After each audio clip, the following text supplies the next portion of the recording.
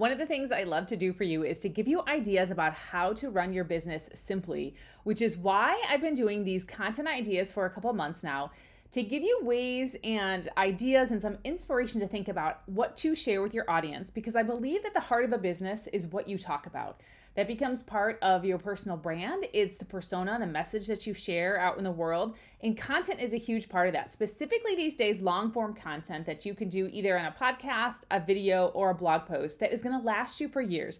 So without any further info from me, here are some ideas that you can share with your audience in the month of February that are going to help them get connected with you and give you opportunities not only to share your offers, but to promote your affiliate products, connect with your ideal clients, and grow your audience. So let's go. Hey friend, if you are an online business owner who would love to grow your brand online, focus on the right marketing strategies for you, and be able to promote your business with confidence, then let's connect. My name is Jessica Wangelin. I'm a wife and a mom of two, and I've been an online business owner for more than 10 years. I'm passionate about helping women to love their branding and rock their content.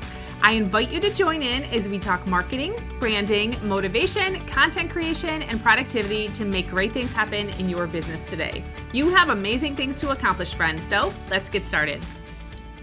Hey everyone, we are doing something really exciting and new here today, multitasking. I know everyone's been doing this for a long time, but we are live both on my business page on Facebook and recording the podcast at the same time, which is super fun to do. It gives people a chance, if you're a video watcher, right? You can see the captions to read through this or just watch it on your own time, but also to double the speed or increase the speed a little bit, just to listen as you go. I do that. Tell me how many times you listen to things on 1.5. 1.5 is my pretty common speed that I do. And you see more videos doing that these days, and availability for things like that when you on Facebook didn't used to have that, and now you can increase the speed, which is really fun. But today we are talking on the podcast about some content ideas for the month of February. So if you've been following along, and if you don't know me, I love to talk about marketing, branding, and growing your business with content. I started my business online in 2009 as a home decor blogger, and way back then, the product was the content. Nowadays, we have digital products, we have services, we have all kinds of things, but content is near and dear to my heart because it was a very amazing creative outlet to do at the end of where I worked was a very formal business job at a university. But creating content and coming home to write about the furniture that I found and refinished was fun for me. And that's what grew the business. So I love telling people about how to use content now. And I think the interesting thing is that in today's day and age, content is coming back. I think blogging is back. I think that long form content is an amazing and sustainable way to grow your business. I think you have to be very intentional about what you're sharing on social media. I do not think you have to drive yourself crazy by posting every day on all the things. And in fact, I advise most of my clients not to, especially when you're starting out. You have to come up with your brand message, your signature offer, and you have to sell. And you have to make connections. And that's what it is. And all the things around it, including creating a great website, is an amazing part of that. I love creating and designing sites. I do that as well for VIP day services. But content is so much fun. If you don't have anything to talk about, how are people going to connect with you? You can't sell your things without talking about that in some way. So here we are in February. I started doing this back in December about content ideas. And these will get updated. The good thing is every single year, they will be updated with ideas that you can come back to. So we will SEO this post when you go online to look for content ideas for February. Hopefully it will come up. But here's some things to do, to think about, and if you are wanting to put out information and ideas for your audience, right? So number one, here's a content idea for February. 5 ways to show love to your clients or audience this Valentine's Day. Now, this is a really fun thing to do. So it goes around the idea of looking at the holidays that are happening that month and making a theme about it. It gives you a great excuse or reason to customize your content for this specific holiday, right? So Valentine's Day, this could discuss what you're doing in your business to provide a really special and a very unique experience for your audience, for your clients, for the customers on your team, specifically the whole month. It doesn't just really have to be around the 14th, of course. And here's a couple of things that you can do. So think about offering discounts or creating unique packages or sales, or even sending them personalized gifts, which I think is going to be a really hot and more popular topic that people are focusing on in terms of this year and what to do in terms of marketing your business, I think personalization is going to be a really big part of that. So there's some ideas for what to do for Valentine's Day. I've seen people do all kinds of things like share the love event, and they're offering discounts on their services or audit packages or things like that. I also got an email from someone who created a special Valentine's Day page on her site with a cute video from her. And it was really just her tips about doing whatever it is the topic, that she teaches about. And there were like free goodies in there. So there was a download, there was a coupon that you could look at. So it's really fun to think about a holiday that's not, of course, perhaps around the fall season holidays, to do something fun to do for Valentine's Day. So there's an idea for you. Number 1, 5 ways to show your customers or clients love this Valentine's Day. You can do that for your business, or talk about what kinds of fun things that you will offer to them. Send that in an email message. Of course, we know that's how you get out your content and goodies. So number 2 content idea for the month of February, something you can focus on along the back of Valentine's Day, is the importance of self-care for online entrepreneurs, or for fill in the blank, whatever audience that you work in. So this could explore just ways how busy business women are taking care of themselves, both physically and mentally, really just in order to gain like a very healthy balance between their personal and professional lives, things like that. We know that self-care goes beyond just giving yourself a mani-pedi at home, and that it really is about balancing and more finding time about running your life and having your life and not working your business all the time. So there's a ton of ideas, of course, in there that you can do to talk about self-care. Find a way that it fits into what you offer.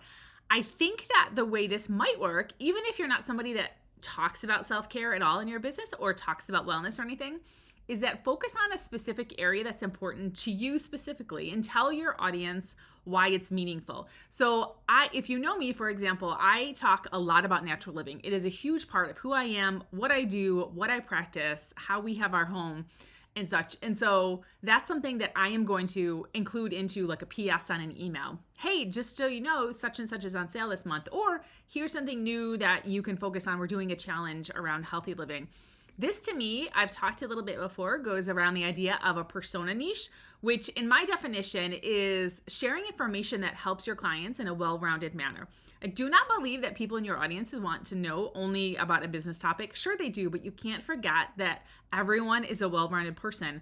And the whole pressure and stress of life the past couple of years has been a lot for people. So they need help in more ways than just doing their business. And I think that you will help yourselves to stand out when you talk about a little bit more well-rounded things, not just business tips or things like that you offer for them, to specifically what you're doing. So think about that. How can you include self-care ideas into showing, like helping your audience focus on that this month? So that's an idea for content that you can create this month. Number 3, ideas for February about content ideas is creating a business plan for the year ahead. Now, this sounds like something that you might be doing in January, of course, but you don't have to be.